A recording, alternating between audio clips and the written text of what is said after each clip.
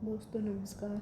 मैं डॉक्टर स्नेहलता आज आपके सामने रत्न कुमार सामरिया द्वारा रचित कहानी फुलवा के वाचन के लिए प्रस्तुत हूँ।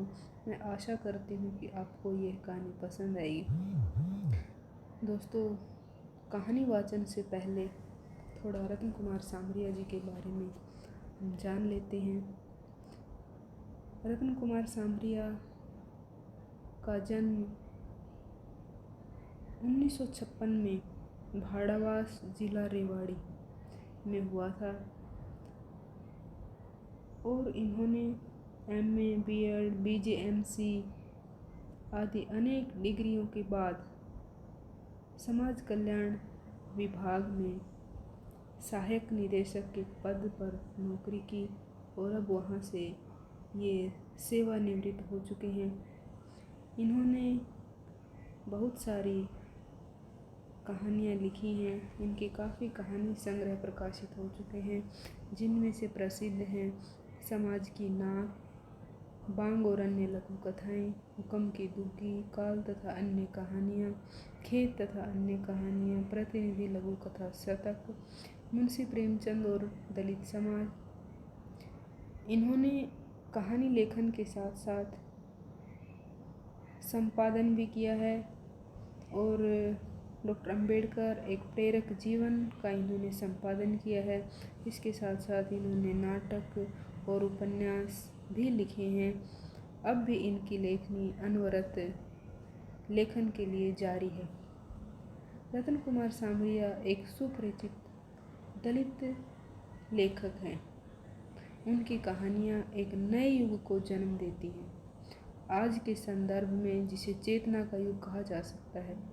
उनके सृजन का अपना संसार है, अपना संस्कार है, अपनी ज़मीन है। ज़मीन जो उन्होंने खुद अपने हाथों उर्वरा की है। इस ज़मीन में दलित समाज के खून पसीने की गंध भी है।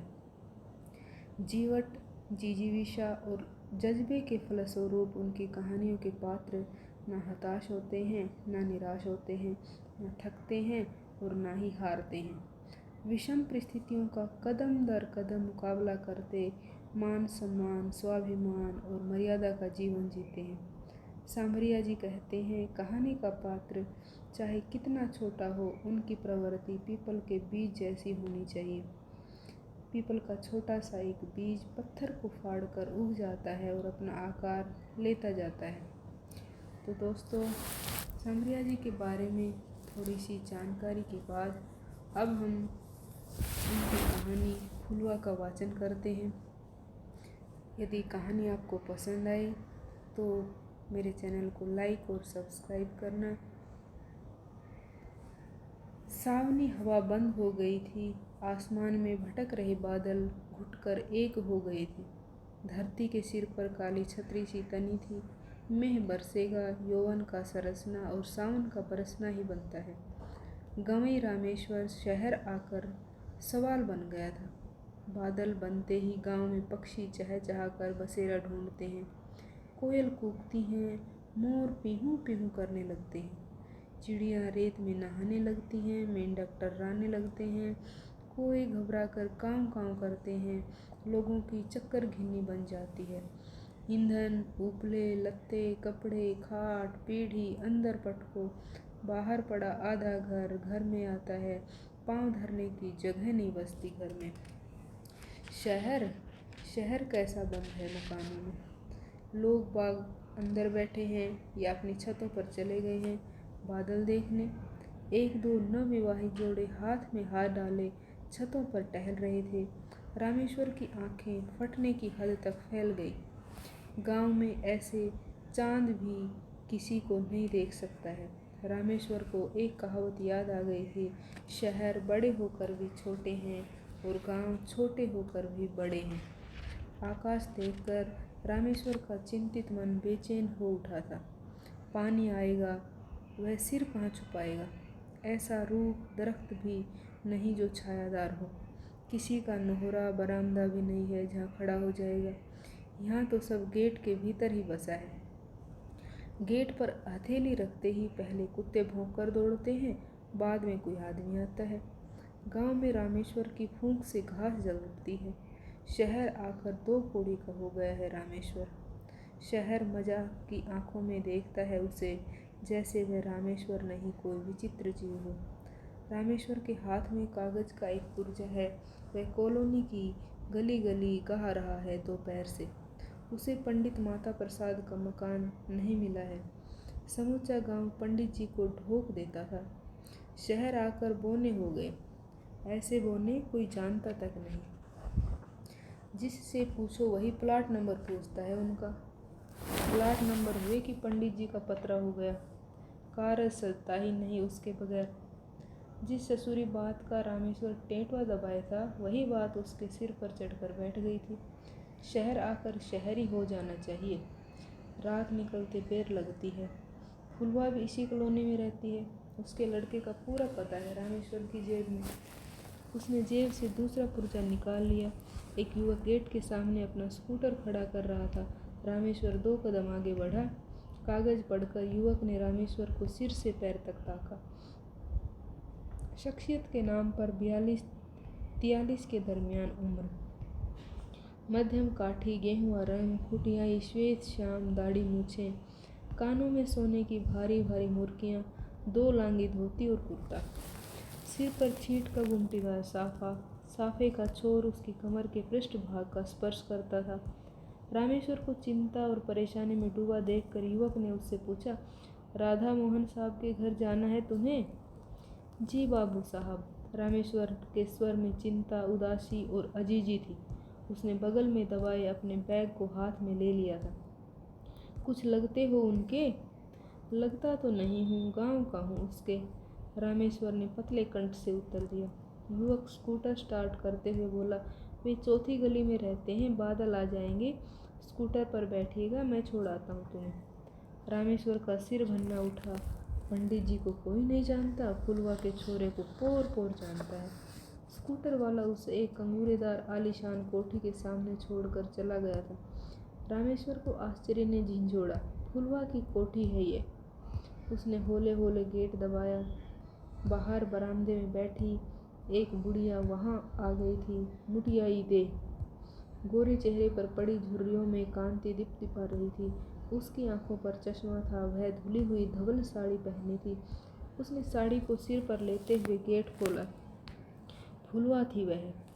न रामेश्वर फुलवा को पहचान पाया, न फुलवा रामेश्वर को पहचान पाई। दोनों एक दूसरे को अजनबीपन से टुकुर टुकुर देखते रहे। फुलवा ने नाक के सिरे पर चश्मा लाकर देखा, लेकिन उसकी समझ न पाई। रामेश्वर ने आंखें सिकोड़ी। फुलवा? कौन? रामेश्वर? हाँ भाभी। फुलवा ने माथे पर थपक मारी। हाय राम, गांव से आई तो मुटियार थे, बुढ़ा गए हो 15 साल में। अंदर आइए ना। फुलवा फूली नहीं समा रही थी। उसके घर गांव के जमींदार के कुंवर आए हैं। वह दुर्दिन था। फुलवा का पति जमींदार के एक बिगड़ैल बैल को सीधा कर रहा था। नकेल ढीली पाते ही उस गुस्सैल बैल ने उसके पेट में सींग डाल दिए। वह तड़पा, फड़फड़ाया। फुलवा की मांग पूछ गई थी। फुलवा का बेटा राधा मोहन 10 साल का था। तब टहलवाई फुलवा को उत्तराधिकारी में मिल गई थी, जैसे साहूकार को साहूकारी मिल जाती है, जमींदार को जमींदारी। 2 पेड़ थे। वह जमींदार के घर घास छीलती, पानी भरती, पशुओं को चारा पानी करती थी। बाहर बेंत की कुर्सियाँ और टेबलें पड़ी थी। फुलवा बेंत की कुर्सी पर बैठ गई थी और दूसरी कुर्सी की ओर इशारा किया। बैठिए ना रामेश्वर जी। रामेश्वर कुर्सी पर बैठ गया था। सफ़ेद रंग के छबरेल से 2 कुत्ते अंदर से आए। उन्होंने रामेश्वर को सूंघा और उसके मुंह की ओर देखकर सूं सूं करने लगे। उसने पांव ऊपर ले लिए और डर से गठरी हो गया। फुलवा ने कुत्तों को डपटा। पंपी, मीनू, अंदर जाओ।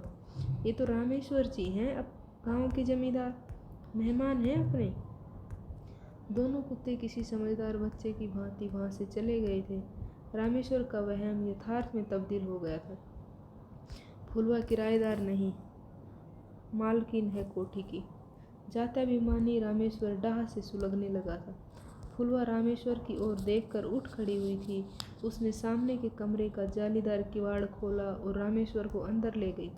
कोठी में 10-12 कमरे हैं। किवाड़ों का डिस्टेम्पर है। संगमरमर बिछा है। फर्श देखकर रामेश्वर की आंखें चुंधिया गई। उसकी घरवाली कांसी की थाली भी साफ नहीं करती है। ऐसी तो फुलवा के परिवार में 5 सदस्य हैं। फुलवा, उसका बेटा राधा मोहन, बहू रानी, एक पोता और एक पोती। फुलवा की खुशी के डैने फैले थे। हवा में तिरने लगी थी। वह कोठी की एक एक चीज रामेश्वर को दिखलाएगी। ऐसी चीजें गांव के जमींदारों और बनिए बामनों के घरों में भी शायद हों। वह रामेश्वर को लॉज में ले गई। वहाँ डाइनिंग सेट पड़ा था। सफ़ेद सनमाइका की टेबल पर रामेश्वर ने झुक कर देखा। टेबल के भीतर भी रामेश्वर था, जैसा कांच में होता है। फुलवा का सुनहरी फ्रेम वाला चश्मा लूज था। वह नाक तक सरक आता था। चश्मा ठीक करके फुलवा ने उसे बताया, रामेश्वर जी, शाम को हम यहीं बैठकर भोजन करते हैं। मेहमान भी यहीं भोजन करते हैं। आज रात तुम भी यहीं बैठकर भोजन करोगे। रामेश्वर को सुई सी चुभी। उसके यहाँ तो मेहमानों के लिए चटाई बिछती है। फुलवा के मन में एक ऐसा उत्साह था जो ज्वार की तरह बढ़ भी रहा था और फैल भी रहा था। वहाँ रखे फ्रिज को उसने खोला। फ्रिज में पानी की ठंडी बोतलें, कोल्ड ड्रिंक्स, आम, सेब, संतरे आदि रखे हुए थे। आइस बॉक्स के चौकोरों में बर्फ़ के टुकड़े थे। फुलवा ने बॉक्स निकालकर रामेश्वर से कहा, इन खानों को पानी से भर देते हैं, पानी बर्फ़ बन जाता है। हम तो दूध की कुल्फ़ी भी फ्रिज में ही जमाते हैं। पास ही मिक्सी रखी थी। रामेश्वर की जिज्ञासु आंखें जब उस पर टिकी रही तो फुलवा ने उसे बताया, ये मिक्सी है रामेश्वर जी, इसमें से आम, संतरा, अंगूर, गाजर और टमाटर का जूस निकालते हैं। चूरमा भी आँख के सुरमा की तरह मानिन महीन हो जाता है इसमें। फुलवा रामेश्वर को रसोई में ले गई। संगमरमर से बनी रसोई कीमती बर्तनों से अटी पड़ी थी। रसोई देखकर रामेश्वर की आंखें वहीं खड़ी रह गई। गैस थी। फुलवा ने लाइटर उठाया और बटन चालू करके चूल्हा जला दिया। रामेश्वर का मुंह बया की तरह फुला रह गया। चूल्हा फूंकते उसके घरवाले की आंखें झरने लगती हैं। फुलवा का चूल्हा पलक झपकते ही धधक उठा। फुलवा ने गैस बंद कर दी थी। वहाँ नल लगा था। उसने नल खोला तो गल गल पानी कूदने लगा। फुलवा ने उसे बताया, 24 घंटे पानी आता है हमारे नल में। 16-17 साल की जेहन में पड़ी बात रामेश्वर को याद आ गई थी। फुलवा की जात वालों की जमींदारों के कुएं पर चढ़ने की मनाही थी। वह जिस कुएं में पानी लाती थी वह आधा कोस दूर था उसके घर से। रामेश्वर कुएं पर नहा रहा था। फुलवा कुएं के घेर के नीचे खड़ी थी मटका लिए। वह रामेश्वर को बार बार हाथ जोड़ रही थी, आज मुझे गांव जाना है रामेश्वर जी, 2 बाल्टी पानी उंडेल दो मटके में। फुलवा का बार बार रामेश्वर कहना रामेश्वर को काट गया था। उसने गुस्सा कर मटके पर थूक दिया था। फुलवा ने मटका वहीं फोड़ दिया और वह रोती आंखें लिए घर लौट आई थी। एकाएक फुलवा की पानियाँ गीली हो गई थी, मानो उसे भी वही घटना याद हो आई थी, जैसे 2 हाथ एक ही समय गुल्लक में पड़े हों। समय सौदागर है। रामेश्वर आज भी उसी कुआं से पानी भरता है। फुलवा की रसोई में भी नल है। रामेश्वर को साथ लेकर फुलवा एक कमरे में गई। वहाँ उसकी पोती पढ़ रही थी। बोब स्टाइल में कटे बाल, स्कर्ट और शर्ट में बैठी वह षोडशी रामेश्वर की आंखों की किरकिरी बन गई। फुलवा की पोती की जोड़ की एक भी लड़की नहीं है उसके गांव में। निकलते कद की यह लड़की कितनी खूबसूरत है। लड़की ने पढ़ाई छोड़कर रामेश्वर जी को नमस्कार करने की औपचारिकता की और पुनः पढ़ने लग गई। वह क्रोधित हुआ। उसे देखकर फुलवा की पोती खड़ी नहीं हुई। दूसरे कमरे में फुलवा का पोता अध्ययनरत था। अपनी दादी माँ के साथ आया देखकर उसने रामेश्वर को नमस्कार किया और फिर अपने काम में जुट गया। फुलवा रामेश्वर को अब अपने कमरे में ले गई। उस बड़े कमरे में 2 पंखे लगे थे, कूलर था, 2 पलंग पड़े थे। कूलर ऑन करके वह रामेश्वर से बोली, मैं तो कभी कभार ही चलाती हूँ इसे, शरीर चिपचिपा हो जाता है। कूलर बंद कर दिया था फुलवा ने। फुलवा की बात सुनकर रामेश्वर क्रोध में उबल पड़ा। इसका मुंह नोच लूं, कैसी चौंचली चुगला रही है फुलवा की बच्ची। खेत में तो खूड़ों में लेटकर नींद निकाल लेती थी, आज कूलर में शरीर चिपचिपाता है। फुलवा ने जब रामेश्वर को ठेला तो वह चौंक पड़ा। वह उसे मेहमानों वाले कमरे में ले गई। कमरे की भव्यता देखकर रामेश्वर का रोम रोम सुलग उठा। यह कमरा क्या था, बड़ा सा एक हॉल था। उसमें 2 डबल बेड बिछे थे। उस पर मोहक बिस्तर लगे थे, ऐसे मोहक की उंगली लगे मैले हो जाएं। एक तरफ कलर टीवी रखा था, स्टडी टेबल थी, 2-3 कुर्सियाँ पड़ी थी। अंदर ही बाथरूम था। फुलवा बोली, रामेश्वर जी, रात को तुम यहीं सोओगे। यह कलर टीवी है, तुम्हें भाए चला लेना। फुलवा की कोठी में अनगिनत चीज़ें थी जो कीमती भी थी और अनूठी भी। वह उन सभी चीज़ों को आज ही नहीं बताएगी रामेश्वर को। वह 1-2 दिन यहीं रोकेगी, उसे शहर भी दिखा कर लाएगी गाड़ी में बिठाकर। वह छत की सीढ़ियों के पास आ गई थी। उसने रामेश्वर से कहा, रामेश्वर जी आओ छत पर चलते हैं। वह डग डग सीढ़ियाँ चढ़ती छत पर पहुँच गई थी। फुलवा भूल गई थी उसका बूढ़ा शरीर है और ज़्यादा चलने फिरने से उसकी पिंडलियाँ दर्द करने लगती हैं। 400 वर्ग गज की कोठी पर छत थी। रामेश्वर की आंखें मिचमिचा गई। यह तो छत क्या मैदान है। उसके हवेली का जितना आंगन, फुलवा के घर की उतनी छत। रामेश्वर ने अपना माथा पीटा। समय समय की बात है। बरसात के दिनों में एक दिन झंझा आ गया था। फुलवा की छान उड़ बिखर गई थी। तब उसने ही 50 फूले गिनकर उसे दिए थे कि छान संवरवा लेना। फुलवा रामेश्वर को साथ लेकर अब ड्राइंग रूम में आ गई थी। उसे ड्राइंग रूम कहना नहीं आता था, वह उसे बैठक ही कहती थी, जिसे गांव में कहते हैं। गांव में मेहमानों और आए गए के लिए होती है बैठक। ड्राइंग रूम में सोफ़ा सेट पड़ा था। बीच में ग्रेनाइट की सेंटर टेबल रखी थी। स्टूल पर फ़ोन रखा था। दीवारों पर लकड़ी की जीवंत कलाकृतियाँ टंगी थी। तीनों ओर की दीवारों में 3 अलमारियाँ थीं। उन पर कांच के फ्रेम जुड़े थे और उनमें भांति भांति की आकर्षक मूर्तियाँ रखी थी। आमने सामने पेंटिंग के बोर्ड लगे थे।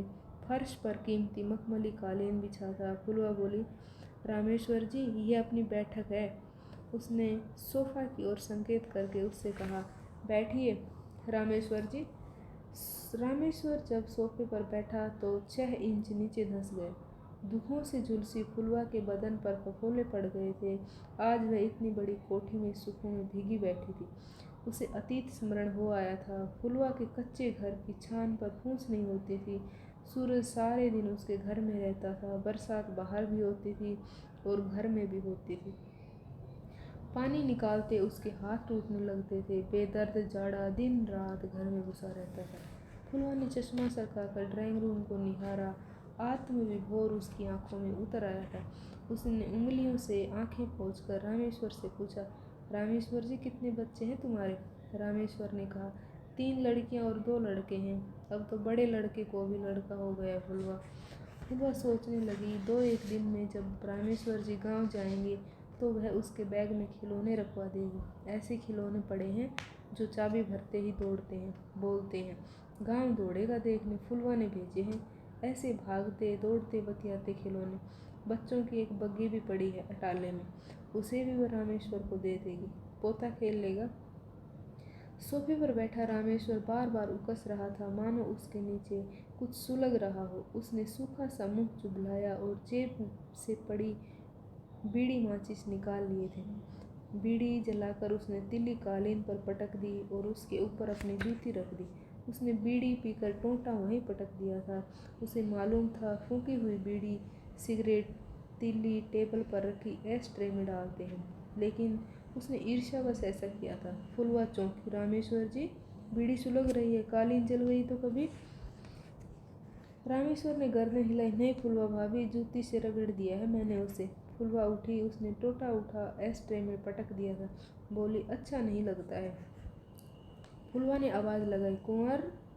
25-26 साल की एक महिला वहाँ आकर खड़ी हो गई थी। बदन सुता हुआ था, रंग सांवला था, चेहरे पर चेचक के दाग जरूर थे, लेकिन बहते पानी की तरह साफ था। उसकी लाल साड़ी पर हरी बूंदें थी। वह साड़ी का पल्लू माथे तक सरकाकर फुलवा की ओर देखने लगी थी। फुलवा ने उससे कहा, कुंवर 2 बढ़िया कॉफ़ी बनाना, बर्फ़ी, नमकीन और गोंद के लड्डू भी संग ले आना। कुंवर लौट आई। रामेश्वर ने साफा हटाकर सिर खुजाया तो कई दिनों से धुले उसके सिर से रूसी उड़ने लगी थी। उसने पुनः साफा सिर पर रख लिया था। वह गंभीर होता चला गया था तले तक। फुलवा चालाक निकली। इसने 100 पापड़ बेल लिए, लेकिन राधा मोहन के हाथ से किताब नहीं छूटने दी, वरना उसकी हथेली तले हमारा हल होता आज। फुलवा ने चोंगा उठाया और नंबर घुमाकर बोली, हेलो, कौन? राधा मोहन? हाँ माँ। बेटे रामेश्वर जी आए हैं, जल्दी आ जाना घर पर। फुलवा ने फ़ोन रख दिया था। रामेश्वर की त्योरियाँ चढ़ गई थी। बावली सी फुलवा में इतना सियानापन कहाँ से आ गया? फ़ोन भी कर लेती है। कुंवर पानी के 2 गिलास पहले रख गई थी। वह कॉफ़ी, बर्फ़ी, नमकीन और गोंद के लड्डू ले आई थी।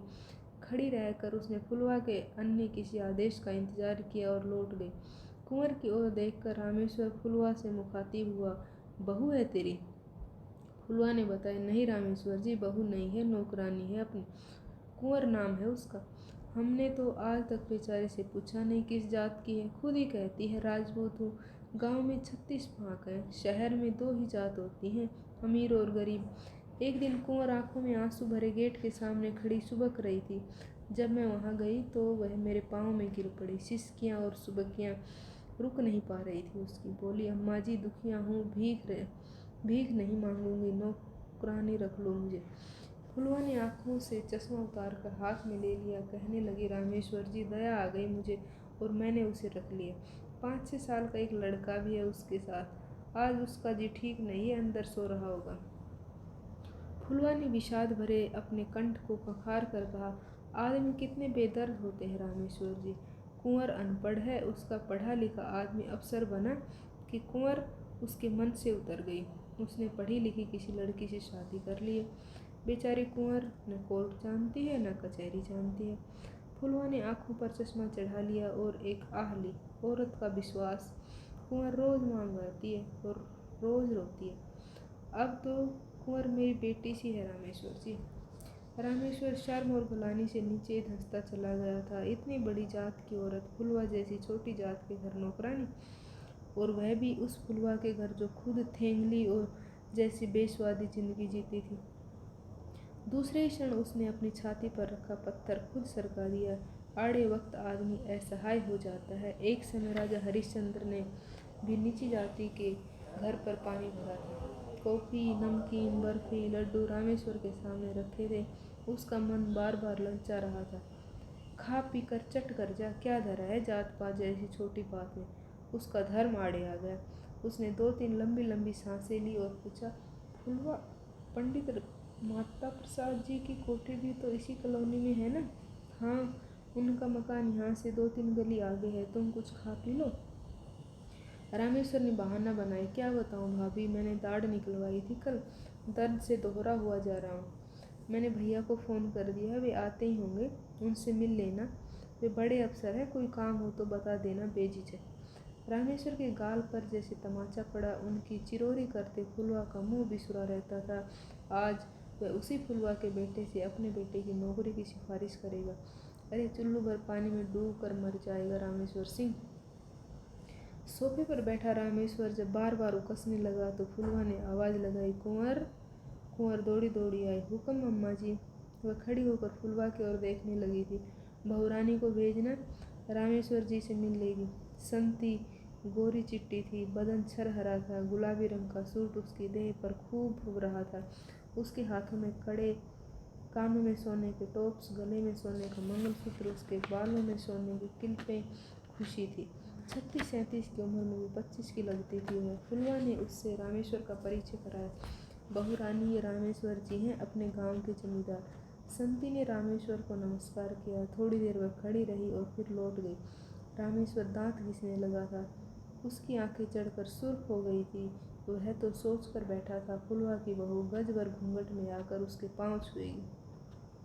आई है जैसे गांव की छोरी हो, न आदर न मान।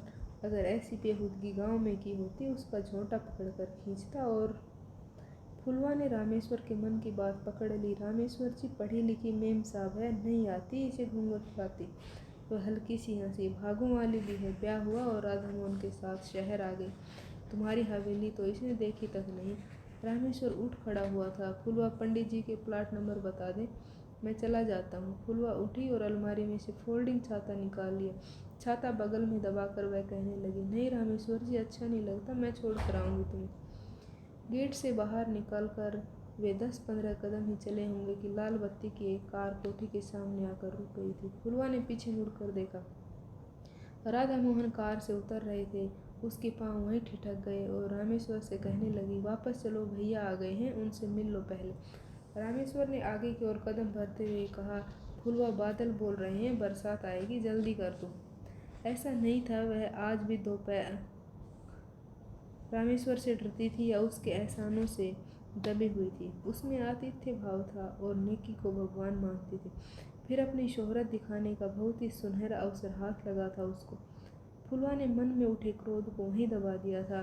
पंडित माता प्रसाद का मकान आ गया था। कोलतार के 2 ड्राम सीधे करके गेट बनाया हुआ था। गेट महज आड़ थी। गेट के पास ही लैट्रिन बाथरूम खड़े थे। लैट्रिन के दरवाजे पर बोरी का पल्लू झूल रहा था। बाथरूम में फर्श नहीं था, 2 कमरे थे। सटा हुआ एक गैरेज था। गैलरी में रसोई थी। रसोई में थोड़े से बर्तन थे। पंडित माता प्रसाद की पोती बत्ती के स्टोव पर वहाँ रोटियाँ सेक रही थी। फुलवा की कोठी देखकर जहाँ रामेश्वर की आंखें गुस्सा और द्वेष से सिकुड़ी हुई थी, पंडित जी का मकान देखकर उसकी आंखें हसरत और विस्मय से फैल गई थी।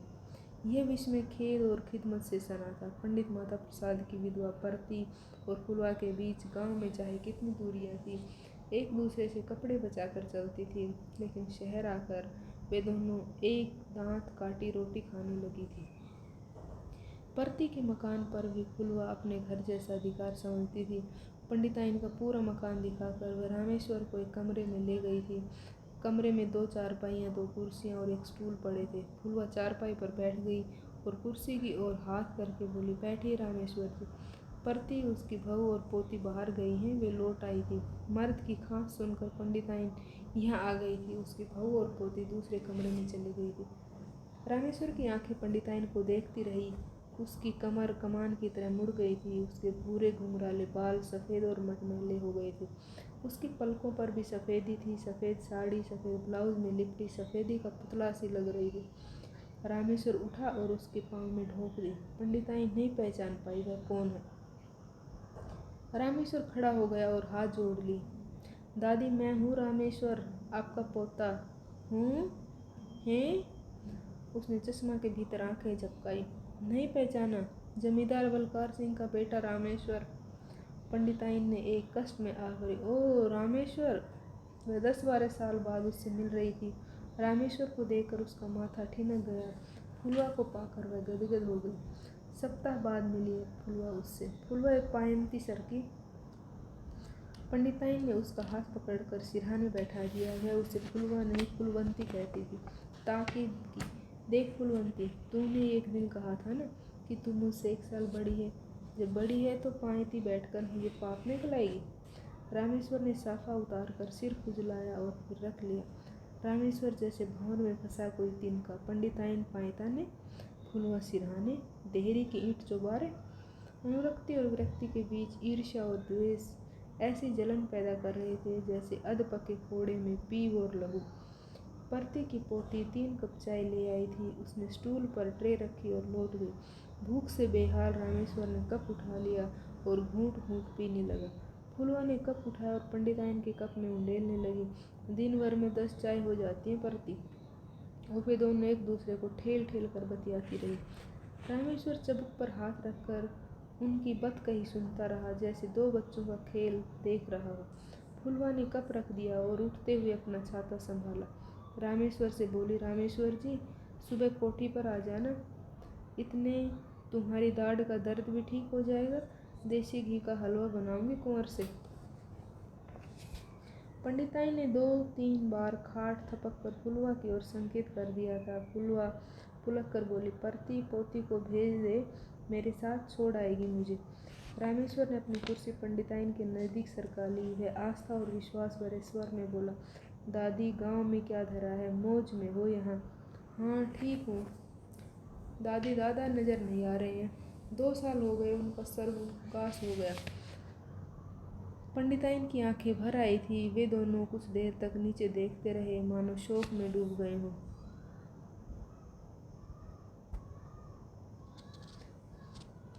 पंडिताइन ने आंखें पोंछकर उससे पूछा, किसी काम से आए थे रामेश्वर तुम? रामेश्वर ने पंडिताइन के पांव दबाने के लिए हाथ बढ़ाए तो उसने अपने पांव सिकोड़ लिए। वे खिसिया कर कहने लगा, दादी, आपका पोता है ना दीप सिंह, उसने 5-6 साल पहले मैट्रिक पास की थी, अब मारा मारा घूम रहा है। वह थोड़ा रुका और बोला, दादी, 100 बीघा ज़मीन थी मेरे बाप के नाम। हम 5 भाइयों में बट गए, 20-20 बीघा। जमींदार नहीं रहा। दीप सिंह को कहीं नौकरी पर चिपकवा दो। पंडिताइन ने चश्मा उतार कर खाट पर रख दिया और चुंधियाई आंखें मिचमिचाने लगी। फूलवंती की कोठी पर गया था तू? रामेश्वर ने सूखा थूक निगला।